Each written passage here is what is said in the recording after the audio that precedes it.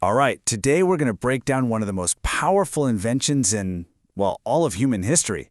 And I'm not just talking about the device in your pocket or on your desk. I'm talking about the invisible engine that's running our entire world. Let's dive in. So let's just start with a quick question. What do your phone, your car, and yeah, even your coffee maker all have in common? I mean, they seem like totally different things, right? But they all share a kind of secret identity. They're all computers. And that brings us to the big idea here. We're going to strip away all the complicated stuff, the code, the circuits, all the jargon, and get right to the very simple, super elegant core of what a computer actually is. And here it is. That's it. Seriously. At its absolute heart, a computer isn't some magical box that thinks. It's just an incredibly obedient tool. It does exactly what it's told to do, nothing more and nothing less.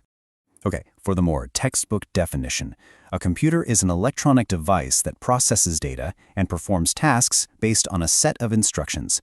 Now, the two key phrases there are processes data and follows instructions. That's the engine for literally everything that comes next. So how does that work in practice? Well, it's a really simple three-step dance. Input, process, output. Think of it like baking a cake, okay? The ingredients you put in, the flour, the eggs, all that stuff, that's your input. The recipe you follow to mix it all together, that's the process. And the amazing, delicious cake that comes out of the oven, you guessed it, that's the output. Every single computer, from a massive supercomputer down to your digital watch, just follows this exact same loop. And this is the part that just blows my mind. If a computer is just this simple instruction follower, how on earth does it do so many incredible things? Well, the secret is that it's a universal toolkit. It's the one machine that can become almost any other machine, depending on the instructions you give it. And just look at this list.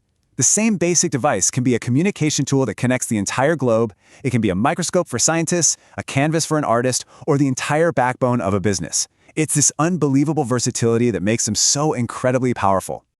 First and foremost, computers connect us. They've basically shrunk the planet, A message that used to take weeks to travel across an ocean now arrives in an instant. It links people, ideas, and whole cultures into one giant global conversation. They're also our greatest problem solvers.